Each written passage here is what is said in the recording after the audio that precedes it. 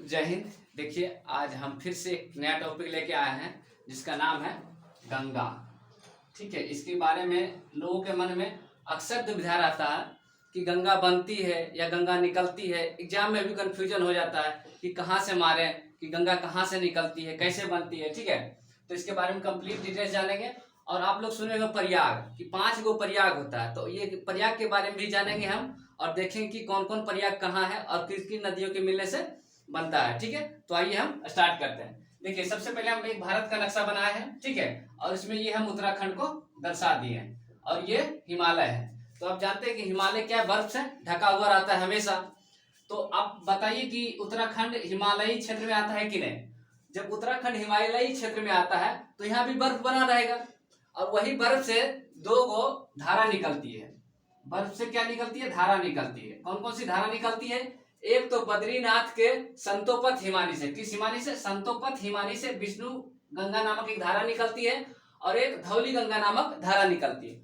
और ये दोनों धारा मिलके क्या बनाता है? विष्णु प्रयाग। ये दोनों धारा मिलके विष्णु प्रयाग बना लेती है। अब कहिएगा प्रयाग क्यों बोलते हैं? तो प्रयाग उसे कहते हैं जब 2 नदियां जहां पे मिलती है उसे प्रयाग कहते हैं, यानी मिलन स्थल को क्या कहते हैं? प्रयाग। तो यहाँ कौन कौन मिल रहा है? विष्णु गंगा और धौली गंगा, तो ये मिलके बना लिया विष्णु प्रयाग। अब देखिए, यहाँ से नाम अलग हो गया इस नदी का। विष्णु गंगा बनने के बाद जो नदी का नाम हुआ वो चेंज हो गया। चेंज क्यों हुआ? तो आप जैसा कि जानते हैं कि जब 2 नदियां मिलती है तो नदियों का नाम उसके हिसाब से रखा जाता है जो नदी की गहराई अधिक होती है। तो यहाँ से गहराई तो लगभग सेम हो गया, तो यहाँ से विष्णु प्रयाग बना लिया। अब ये सेम हो जाने के कारण यहाँ से जब नदी आगे बढ़ती है तो इसका नाम क्या दे देते हैं? अलकनंदा। क्या नाम देते हैं? अलकनंदा। अलकनंदा में आगे चल के एक नदी मिलती है जिसका नाम क्या है? नंदाकिनी नदी। ये कौन सी नदी है? नंदाकिनी नदी। जब नंदाकिनी नदी मिलेगी तो नंद प्रयाग बनेगा। तो नंदाकिनी नदी जब अलकनंदा में मिलती है तो क्या बनाती है?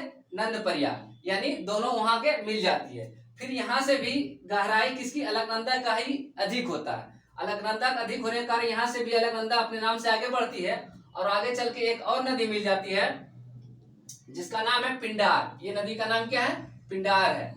ये पिंडार नदी है और पिंडार नदी भी आके अलकनंदा में मिल जाती है और जहां पे मिलती है उसको बोलते हैं क्या? कर्ण प्रयाग। जहां पे पिंडार नदी आके मिलती है उसको बोलते हैं कर्ण प्रयाग। ठीक है, फिर यहाँ से अलकनंदा अपने नाम से आगे बढ़ती है और आगे आती है। ये एक नदी है मंदाकिनी। ये कौन सी नदी है? मंदाकिनी नदी। और मंदाकिनी नदी जाके जब अलकनंदा में मिलती है तो इसको कहते हैं रुद्र प्रयाग। कौन सा प्रयाग? रुद्र प्रयाग। और यहाँ से फिर अलकनंदा ही अपने नाम से आगे बढ़ती है, क्योंकि इन नदियों में सबसे अधिक गहराई अलकनंदा की होती है। ये छोटी छोटी नदियां हैं, इनमें आके मिलते जाती है और जहां पे मिलती है वहां पे प्रयाग बनाती है। ठीक है, वहां पे प्रयाग बनाती है और अलकनंदा फिर धीरे धीरे आगे बढ़ती है। तो उत्तराखंड में देव प्रयाग एक जगह है।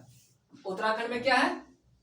एक जगह है जहां पे एक और नदी, जो नदी सबसे महत्वपूर्ण नदी है गंगा की सहायक में से, वो कौन सी नदी है? भागीरथी नदी। भागीरथी नदी जब अलकनंदा में मिलती है तो क्या कहलाती है? देव प्रयाग। अब ये 5 प्रयाग कहाँ है? तो ये 5 प्रयाग उत्तराखंड में है। कहाँ है? 5 प्रयाग उत्तराखंड में है। तो कौन कौन से प्रयाग हो गया? जब विष्णु गंगा धौली गंगा मिला तो बनाया विष्णु प्रयाग। यहाँ से अलकनंदा के नाम से आगे बढ़ी, आगे आके मिल गया नंदाकिनी नदी, बनाया नंद प्रयाग। फिर यहाँ से अलकनंदा आगे बढ़ी, फिर आगे आके मिल गया पिंडार नदी, ये बनाई कर्ण प्रयाग। फिर अलकनंदा अपने नाम से आगे बढ़ी और मंदाकिनी नदी आके आगे मिलती है, ये कहलाया रुद्र प्रयाग।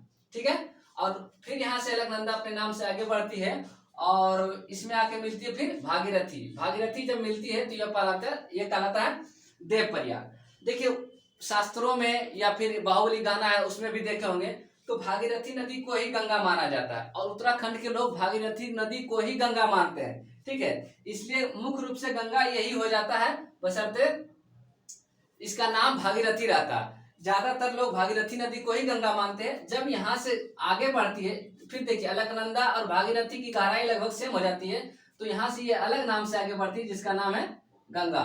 तो आप लोग देख लिए कि गंगा कहीं से निकलती नहीं है, गंगा का निर्माण होता है। देखिए, आप जैसा एग्जाम दीजिएगा उसके हिसाब से आपको ऑप्शन मिलेगा।